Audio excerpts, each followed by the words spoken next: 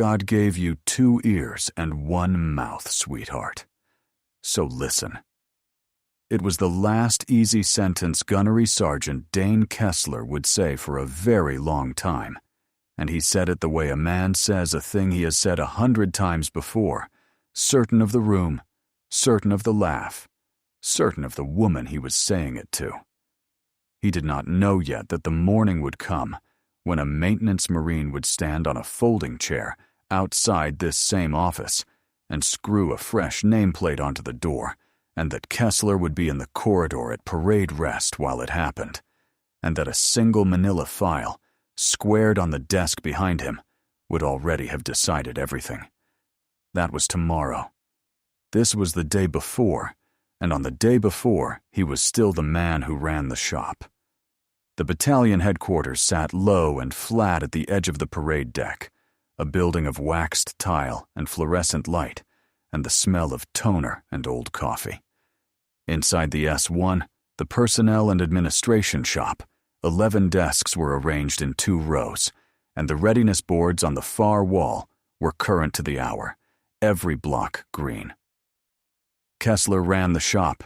He had run it for 2 years, and in that time, he had made the greens greener and the reds disappear, and the officers who signed the reports had learned to sign where he told them and thank him on the way out. It is a particular kind of power, the power of the person who controls the paperwork, and it is quiet, and it is real, and it is almost always underestimated by the people who outrank the person who holds it. The woman at the corner desk was new. She had come in at 0800 with a visitor lanyard and a plain dark blazer and a leather folio, and the front desk had logged her as a record support contractor and sent her back, and Kessler had looked at her for about 2 seconds and decided what she was. Tempo, a body to move paper for a week while the shop surged for the change of command. He had put a stack of closed personnel actions on her desk and told her to file them, and she had said, "Yes, Gunny," and sat down and asked one quiet question about a date on the top sheet that did not match the date 2 lines below it. That was what earned her the sentence about the ears and the mouth. She did not answer it the way the room expected. She did not flush, and she did not smile too wide, and she did not fire something back to save face. She looked at him for one steady beat, and she said, "Understood." And she opened the binder and began to read. She read the way very few people read. Most people's eyes slide down a page looking for the part that matters. Hers moved in short, deliberate passes, top to bottom, and then back up to the header, and then down again. And every time her eyes reached a signature block, they stopped for the length of a held breath. She read dates against dates. She read the routing stamp against the date on the cover memo. She read the initials in the margin against the initials on the endorsement to see whether the same hand had touched a document twice when 2 different hands should have. She did not write anything. She did not need to. She simply turned the page, and her eyes stopped on a signature date that could not be right, because it was 3 days before the event it was certifying had occurred. She let that sit in her mind, in the exact place where she kept things she was not ready to act on yet, and turned the page again. Around her, the shop ran its morning the way it always did. A clerk processed a permanent change of station package. Another built the duty roster for the coming month.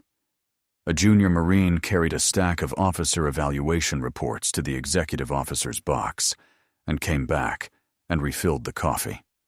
It was an ordinary Tuesday in an ordinary battalion, and the only thing in the room that was not ordinary was the woman in the blazer, and nobody in the room knew it yet, and that was exactly how she wanted it. She had chosen the corner desk on purpose.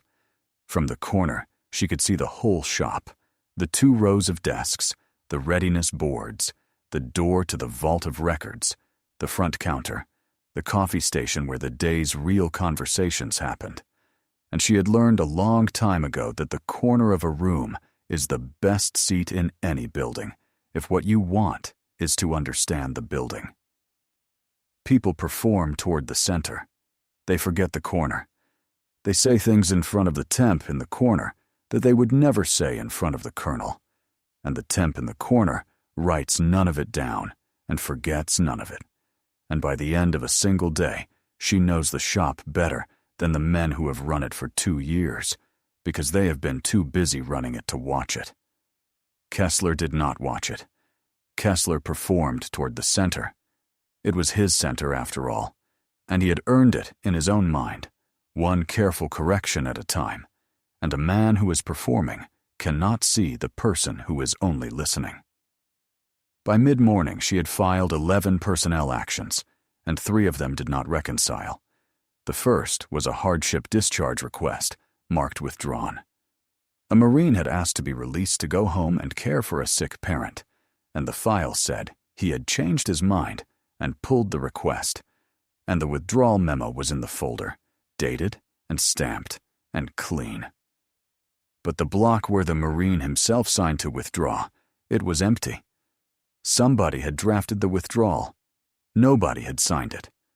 A request a man never took back had been quietly closed on his behalf, and the file had been squared away so it looked finished, and finished files do not get read again. The second was an award recommendation that had aged past its submission window and then reappeared with a new date, typed over the old routing line, the old numbers still faintly visible under the correction, so that a citation which should have been dead had been walked back to life on a technicality nobody was meant to check. The third was a page 11 administrative counseling entry filed against a lance corporal for missing a formation. The entry was signed and dated and looked correct in every way, except that the duty log for that morning showed the lance corporal had actually stood the formation and had, in fact, been logged present by the very same shop that had later counseled her for being absent. Lieutenant Colonel Sabine Vance, 46 years old, prior enlisted 1 day from signing for this battalion, filed all 3 exactly where they belonged and remembered every line. A record that has been tampered with has a texture to it if you have handled enough of them, a faint wrongness in the way the dates sit next to each other, and she had handled enough of them to feel it through her fingers. She was aware of the master sergeant before he spoke. He had come in around 0930, a broad, careful man, with gray coming into the sides of his high and tight, and he had been watching her hands for the better part of 10 minutes. Cyrus Boone had spent 22 years in the administrative field, and he knew the difference between a contractor moving paper and a person auditing a shop, and the woman at the corner desk was auditing the shop. She read like an inspector. She read like someone who had been burned once by a page and had promised herself she would never be burned by one again. "You've done this before," Boone said, low, setting a coffee down near her elbow that she had not asked for and did not touch. "A little," Vance said. He stood there a moment longer than he needed to. Something in the set of her shoulders, in the stillness of her, in the economy with which she turned each page and did not turn back, tugged at a memory he could not place, like a face in a photograph taken years ago in bad light. He had served a long time. He had served in a lot of shops, on a lot of installations, in a couple of places that were not installations at all. Somewhere in all of that, he had seen this exact stillness before, and it would not come to him, and it bothered him the way a word bothers you when it sits just behind your teeth. He tried one more thing before he let it go. "You have a name?" he asked, keeping it light, keeping it the kind of question a senior Marine asks a contractor to be friendly. "Sabine," she said. Just the first name. Just enough to be an answer, and not enough to be a thread. And she gave it without looking up from the page, and Boone stood there holding a first name that meant nothing to him yet, and would mean everything by tomorrow. Then Kessler called across the room for the readiness roll-up, and Boone straightened, and the moment folded shut. "Give the temp the easy stuff," Kessler said, waving a hand without looking. "Scanning. She can scan. Vance moved to the scanner. The stillness did not leave her. It never left her. By noon, she had a name in the shop, and the name was the Temp. Kessler liked to give people names. It was one of the ways he ran the room. He had a name for the supply chief, and a name for the operations clerk, and a name for the young officers he considered soft. And now he had a name for the quiet woman in the blazer, and he used it the way a man uses a tool he is fond of, often and with pleasure. "The Temp doesn't need the maintenance logs," he said, when she asked for them. "The Temp scans."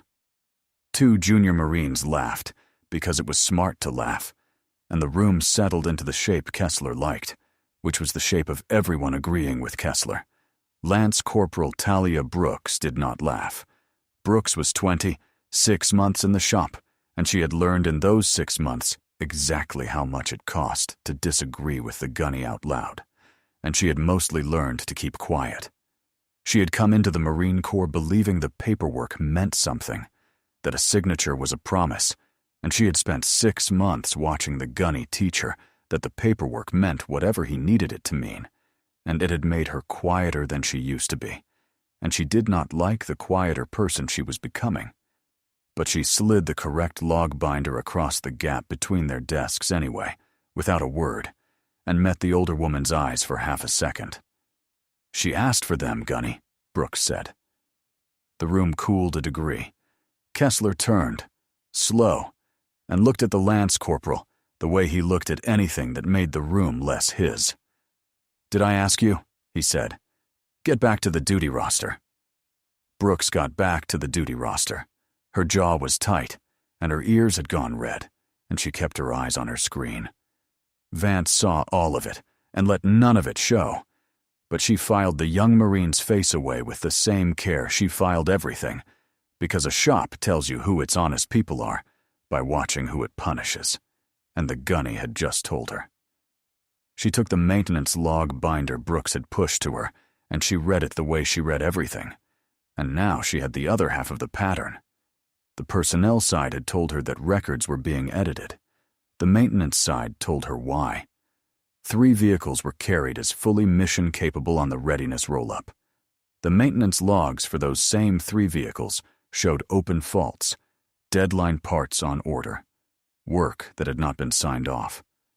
One had a braking system fault noted by a mechanic and never cleared. One had a wheel end issue deferred twice. One had been down for a part that the supply record showed was still 41 days out. On paper, the battalion was greener than it was. Somebody had decided the greens would hold through the change of command, no matter what the machines actually did. Vance did not photograph anything. She did not write a report anyone could see. She simply took a small square of paper, wrote 1 line on it in a hand as plain as print, folded it once, and put it in the inside pocket of the blazer over her heart, where she had carried harder things than a sticky note. There was a moment in the middle of the afternoon when she almost had to work to keep the stillness. A staff sergeant from the motor pool came in to argue about one of the 3 vehicles, the one deadlined for the part that was 41 days out, because he had 2 convoys on the schedule and no truck to run them with, and he wanted to know why Hire was telling him the truck was up when he was standing over it with the engine in pieces. Kessler walked him back out to the passageway and closed the door, and when he came back in, the staff sergeant was gone, and the vehicle was still carried green on the board, and Kessler was smiling the smile of a man who had made a problem someone else's again. Vance watched the door close and watched it open, and watched the number stay green, and she understood that the motor pool already knew, that the lie was not even a secret at the working level, that the only people it was being kept from were the ones with the authority to end it. That is how these things always work. The truth is common knowledge everywhere except the one office that could act on it. If you have ever watched someone in charge pretend that the truth is whatever the paperwork says, you already know how this story has to end. Stay with it. The part that matters is close now. In the afternoon, Kessler decided the temp was a problem, and he did what he always did with a problem. He put it on paper. He went to the front desk, and he corrected the visitor log.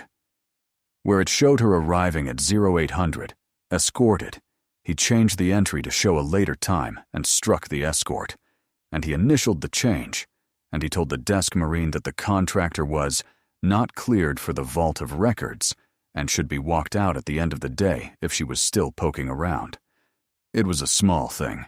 It was the kind of small thing that, a week later, would let him say she had been where she should not have been, doing what she should not have done. Kessler had built his whole quiet system out of small things like that, one clean-looking correction at a time, and every one of them had worked, because nobody had ever sat in his shop long enough and quietly enough to lay all the small things side by side. The vault of records was a small, climate-controlled room off the back of the shop where the official military personnel files lived, the originals, the documents that followed a Marine for a career and outlived the people who wrote them. It was the one room in the building Kessler most wanted the temp kept out of, because it was the room where the originals could be checked against the copies. And a man who has spent 2 years making copies say what the originals do not, is a man who fears an original above almost anything. He had never let a contractor into that room. He was not about to start with this one. He came back into the shop, pleased with himself, and he found the temp standing at the readiness board, looking at the green blocks. She had not needed the vault. That was the part he would understand only later, lying awake in a barracks room that was no longer his to be proud of.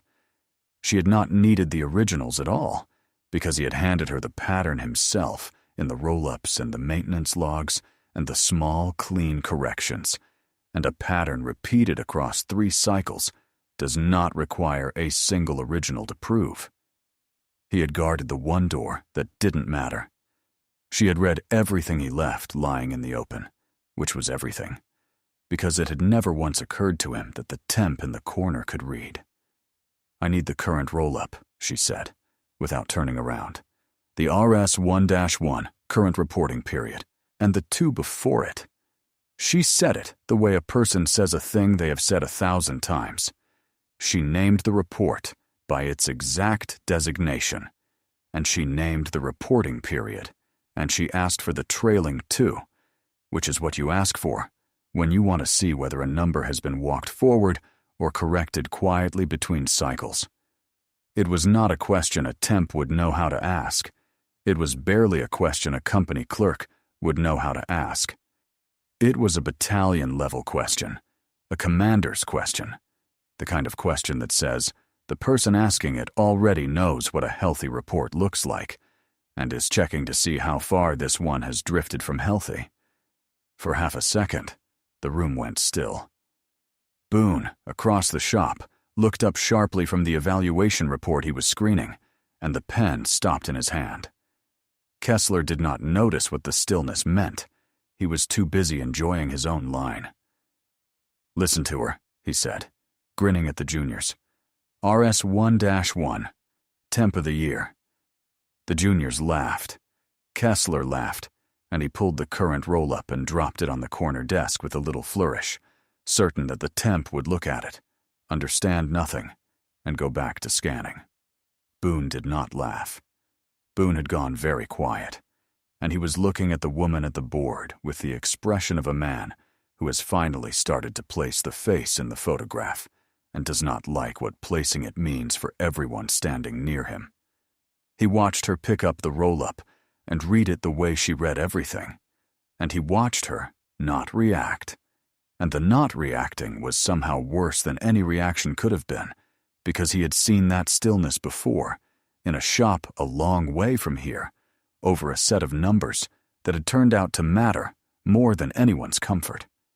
She read the trailing 2 reporting periods against the current one, and there it was, plain as a bruise to anyone who knew where to look.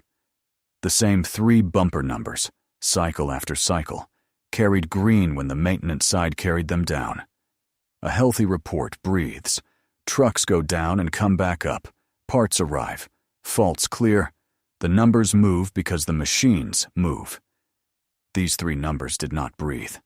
They sat green across 3 cycles, like a heartbeat drawn on with a marker, and a number that does not breathe is not a number at all. It is a decision, made by a person, repeated on purpose. She set the roll-up down exactly where Kessler had dropped it, squared to the edge of the desk, and she looked at the green blocks on the far wall one more time, and she thought about a truck on a switchback, and she let it go into the place where she kept the things she was not ready to act on yet, and she went back to the scanner. Boone found a passageway and a corner and a friend at regiment, and he kept his voice under the hum of the vending machine. "Do me a favor," he said. "The incoming CO, tomorrow's change of command. What do you have on her?" He listened. He closed his eyes for part of it. Mustang. Prior enlisted, came up through the admin field herself before she went to the infantry side, which was the part that put the cold weight in Boone's stomach, because it meant she knew this shop from the inside, knew every trick a shop like this could run, because she had grown up in one. A reputation that traveled ahead of her in 3 words. She reads the records. There were stories, the friend said. An audit at her last command that had quietly ended 2 careers without a single raised voice. A way she had of arriving somewhere unannounced and just reading, and the number of people who had learned the hard way that the quiet officer in the corner was the most dangerous person in the building, and her name was on no contractor roster anywhere, because she was not a contractor, and had never been a contractor, and had walked into the S1 that morning in a plain blazer with a visitor badge for exactly one reason, which was to see the shop honest, before anyone had time to make it pretty for her. Boone put the phone away and stood in the passageway for a moment with his eyes shut, doing the arithmetic that a man does when he realizes the building he is standing in is already on fire, and the only question left is who gets out. He went to find Kessler. He found him at the readiness board, squaring the numbers for the morning brief. "Dane," Boone said. Quiet. Turned half away so the room could not read it. "Walk it back. The log edit. The visitor entry. All of it. Tonight.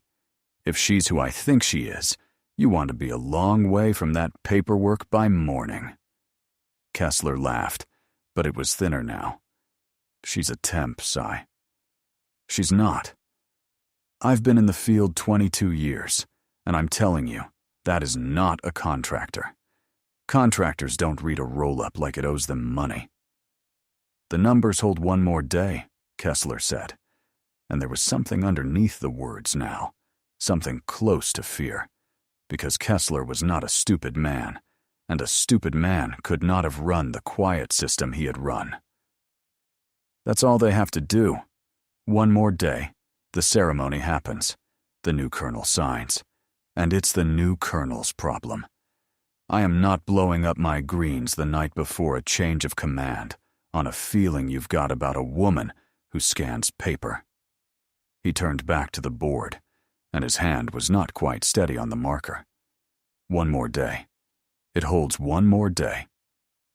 Across the shop, after the last of the juniors had gone, and the fluorescent lights buzzed over empty desks, Vance sat alone with 3 roll-ups open in front of her and reconciled the last of it. 3 vehicles. 3 reporting periods. The faults carried open in the maintenance logs and carried closed on the readiness report. Walked forward cycle after cycle by a hand that had learned exactly how far it could push a number before someone asked. She laid the pages out in a row, the way you lay out the pieces of a thing you have finally understood. And she read the story they told from left to right. And it was a familiar story. And it ended the way that story always ended if nobody stopped it. For the first time all day, she was not reading. She closed the binder and set her hand flat on the cover, and she wasn't gathering anymore. She was deciding. If you have made it this far, you already feel it coming. Do not look away now. Tomorrow is very close. That night, in a bare officer's quarters room with a single lamp and a made bed, Lieutenant Colonel Sabine Vance laid her real life out on the blanket and looked at it. Her service record, the command orders with her name and the battalion's name, and tomorrow's date. The rank she had not worn into that shop and would wear into it tomorrow.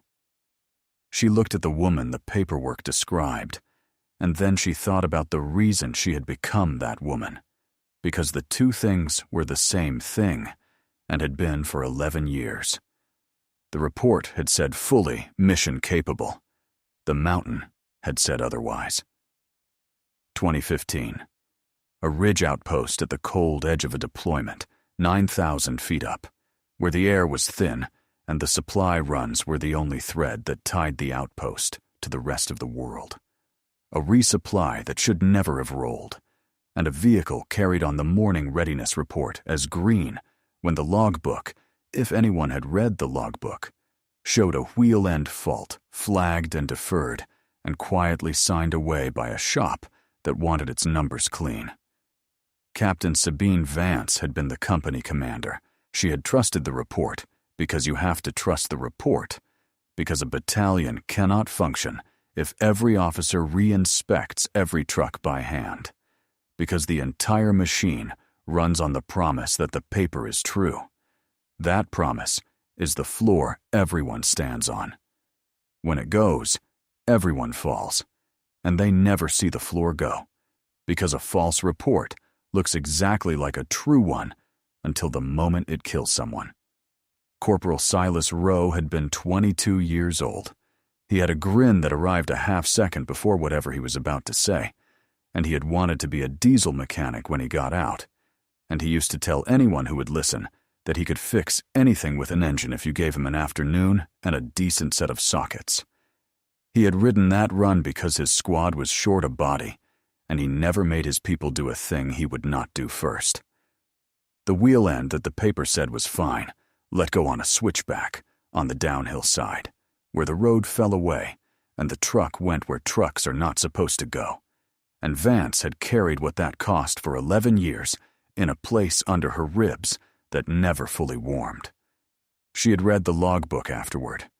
She had sat in a cold room and turned the pages one at a time and found the deferred fault and the clean report and the initials of a staff non-commissioned officer in a warm shop 100 miles away who had decided the number mattered more than the machine and had signed the truck up so his greens would hold for a brief that no one would remember a week later.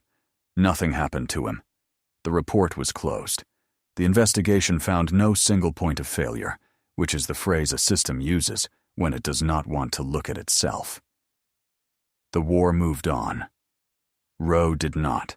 She had made herself a promise in the cold that night, and she had kept it in every shop and every command since, and she said it again now, quietly, to the lamp and the made bed and the 11 years. Never again, on paper, I could have read. She squared her assumption of command orders and set them on top of the flagged readiness file and lined the edges up until they were exactly true and turned off the lamp. She did not sleep much. She had not expected to. Tomorrow she would put on the blues and walk back into that shop as its commander. But tonight, she was still the captain in the cold room, and she owed him this, and she had never once forgotten what she owed. She thought, before the little sleep she got, about how she would do it. She could send the sergeant major in first, with the military police behind him, and make it loud. And there was a part of her, the part that still stood over a logbook in a cold room 11 years ago, that wanted it loud. But loud was for her, not for the Marines. Loud would give Kessler a stage and a story, a way to be the man who got railroaded by the new colonel on her first day, and men like Kessler survive on the stories they get to tell about themselves. Quiet took the story away. Quiet left him nothing to hold. She would give him one chance in the morning to do the right thing on his own, and she already knew he would not take it, because men who edit the truth for 2 years do not suddenly stop editing it on the day it matters most. And when he did not take it, She would set down one file, and the file would say everything, and there would be nothing for him to talk over. That was the plan. It was a records plan. It fit the crime. The next morning, Kessler crossed the line himself. Nobody made him do it. He did it in a warm shop, certain of the room, the way he did everything. The discrepancy had started to itch at him overnight, and Boone's warning had itched worse, and he had lain awake doing his own arithmetic and come to the wrong answer, which was that the fastest way to make a problem disappear was to make the evidence of it disappear first. He decided to fix the maintenance log before the brief, and he decided to do it in front of the temp, because in front of the temp was the same as doing it alone, and doing it in front of her would prove to himself that she was nobody, that Boone was wrong, that the room was still his. He pulled the signed maintenance log for the first of the 3 vehicles, the original, the one with the wheel end fault written in a mechanic's own hand, and the mechanic's own signature under it. He uncapped a pen. He changed the status entry from a fault to a completed correction, and he initialed over the change, and he did it in 10 seconds, the way a man does a thing he has done before, a small, clean lie added to a stack of small, clean lies. "Fix it and file it," he said, and held the log out toward Brooks without looking at her. Brooks did not take it. Brooks looked at the log, and then she looked at the woman at the corner desk, and she froze the way a young Marine freezes when she can feel that a room has just tilted, and she does not yet know which way it is going to fall. She had refiled 100 documents in 6 months. This was the first one she could not make her hand reach for. Vance stood up. She crossed the shop without hurry, and she took the altered log out of Kessler's hand, gently, the way you take something fragile, and she read it once, the changed entry and the initials over it, and the mechanic's true signature underneath, still there, still legible, the truth sitting 1 line below the lie. And then she did the thing she had not done once in a day and a half in that shop. She smiled at him. It was not a warm smile. It was the smile of someone who has been waiting, patiently, through every temp and every laugh and every small, clean correction, for exactly this, and has just been handed it, freely, by the one person who should have known better. "All right," she said. Brooks held her breath. Kessler, for the first time, felt the floor of the room move under him and could not have said why, only that the quiet woman's smile had cost him something, and he did not yet know how much. 2 ears, 1 mouth, remember? Kessler said, because he did not know what else to do with the smile, and falling back on the line had worked his whole life. Lieutenant Colonel Vance set the file down on his desk. It was 1 manila folder. She set it down flat and squared it with 2 fingers and slid it 2 inches toward him, and she did not raise her voice because she had never once needed to. The whole shop had gone silent around them without anyone deciding to be silent, the way a room goes silent when its center of gravity moves, and everyone feels it in their spine before they understand it in their heads. On top were her assumption of command orders, her name, his battalion, today's date. Beneath them, clipped together in the order she had reconciled them, were the 3 readiness roll-ups and the maintenance logs that contradicted them, the faults and the false greens laid side by side across 3 reporting periods.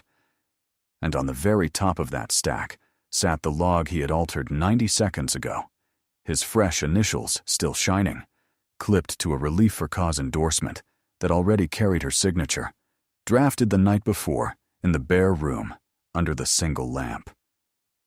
Boone came to attention.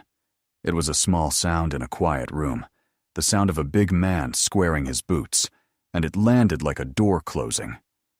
"Good afternoon, ma'am," Boone said, and the memory that had bothered him for a day and a half finally arrived all the way, and it was her. Of course it was her. The captain from the cold command years ago who read the records like they owed a debt, and he was almost glad, in the middle of the wreck, to have finally placed the face. Behind them, the shop door opened, and Sergeant Major Idris Poole came in, 49 years old and unhurried, and took in the room in one pass, the way sergeants major do, reading the standing woman and the seated Gunny and the file on the desk and the whole story of it without a word being said. "Colonel Vance," Poole said, "the commander's ready for you whenever you are." He let the title stand in the air a moment, and then he added the word that finished it. "Ma'am." Kessler's eyes went to the top sheet on his own desk. He read his own name. He read the words above it.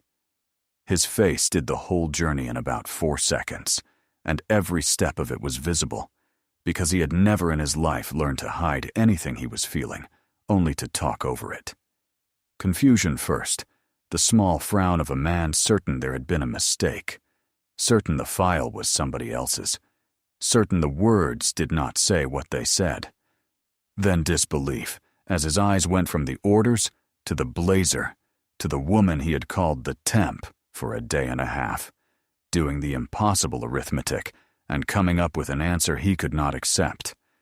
Then recognition, sudden and total, the whole shape of it arriving at once, the roll-up question and the reading and the stillness all clicking into a single terrible picture. Then the last thing, the one there is no talking over. He had given her the chance, that morning, without knowing it was a chance. If he had left the log alone, if he had let the discrepancy stand, and taken his relief for 2 years of quiet corrections, it would have ended in an office, on paper, with no witnesses and no smile.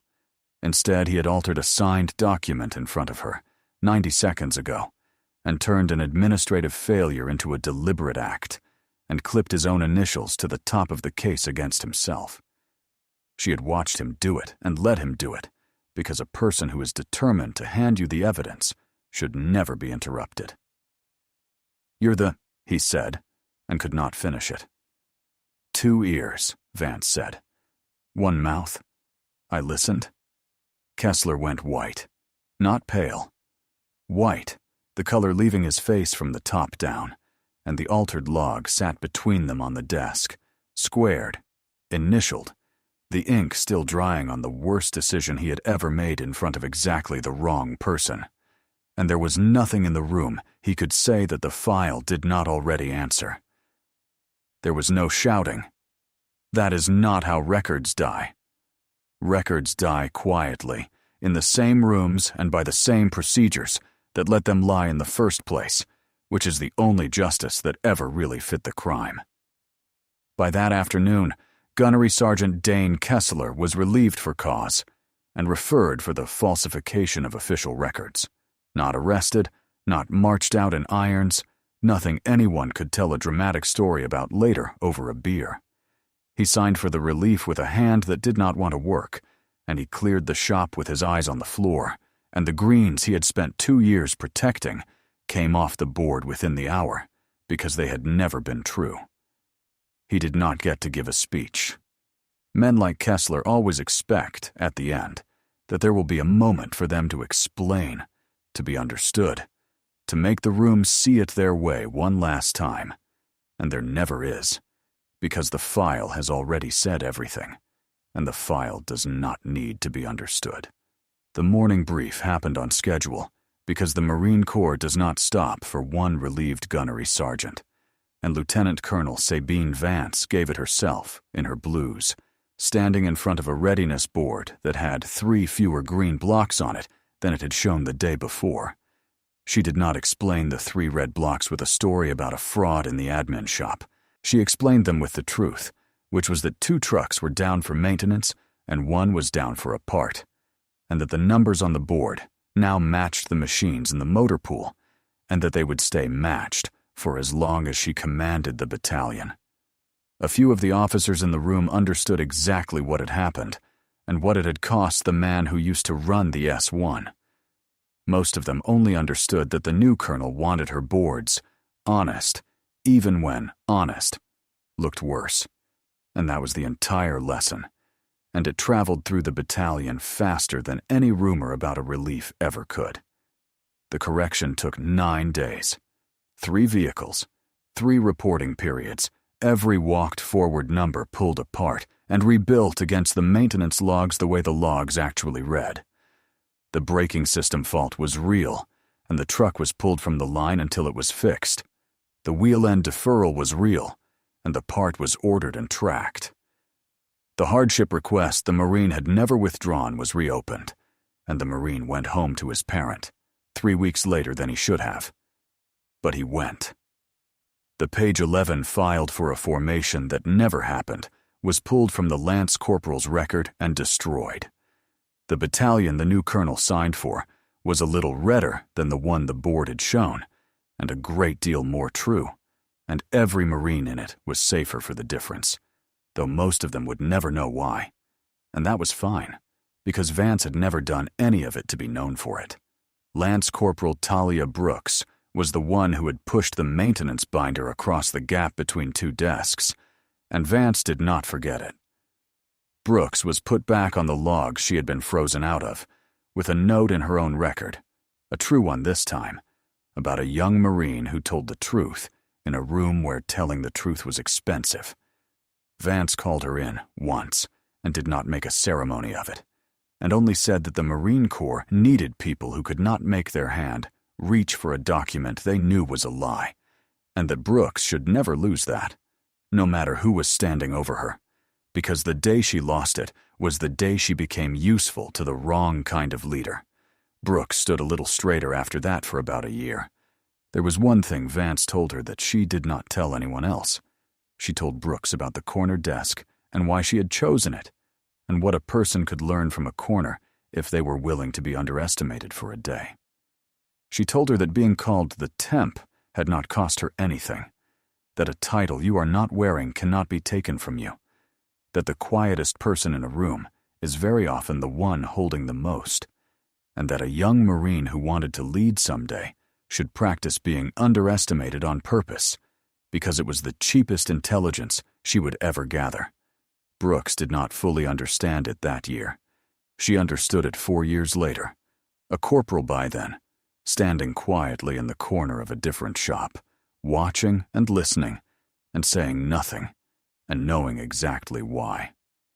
And Master Sergeant Cyrus Boone, who had tried once quietly in a passageway to warn a man away from the edge, was cleared of any part in what the shop had become. He had seen it. He had said something. In a shop built on saying nothing, that had been enough, and Vance said so, in writing, in the one place it would matter. If a young Marine's honesty in that room moved you the way it moved the people who watched it, carry it with you, and share this story so someone else hears it too. At dusk, the shop was empty. The desks were squared, the boards were honest, and the file that had ended it was closed and put away where closed files go. Lieutenant Colonel Sabine Vance stood alone for a moment in the quiet and straightened the last stack on the corner desk until the edges were exactly true, because that was the habit of a lifetime, and she was not going to lose it now. Out in the corridor, a maintenance Marine stood on a folding chair and screwed a fresh nameplate onto the office door. The little brass rectangle caught the last of the light. It read, Vance. You rid them, she had told Boone earlier, when he asked her, quietly, why she had come in a day early, in a blazer, to sit at a corner desk and be called a temp for a day and a half, rather than simply arrive today in her blues and let the shop scramble to make itself pretty. You rid them because someone has to, because a number that isn't true is a lie somebody's going to trust with their life. I trusted one once. I don't anymore. I read them. Boone had nodded, because he had been in the cold room too, in his way, in his own shop, over his own numbers, and he understood. He had asked her one more thing, then, quietly, the way a man asks a question he is not sure he wants answered. He had asked whether it was worth it, all of it, the reading and the watching and the never fully trusting a page, the way it had to wear on a person over 20 years to treat every clean report as a possible lie. And Vance had thought about Corporal Silas Rowe, and about a truck on a switchback, and about a signature in a warm shop 100 miles away. And she had said that it was not a burden she had chosen, it was a debt she was paying, and that there was a difference, and that the day the debt stopped mattering to her was the day she should hand the battalion to someone it still mattered to. Boone had not asked anything after that. The nameplate went on last. Everything else had already come down. Every soldier carries a story that few ever hear. Listen with your heart. Thank you for staying and watching. Subscribe to Honor Tales for more.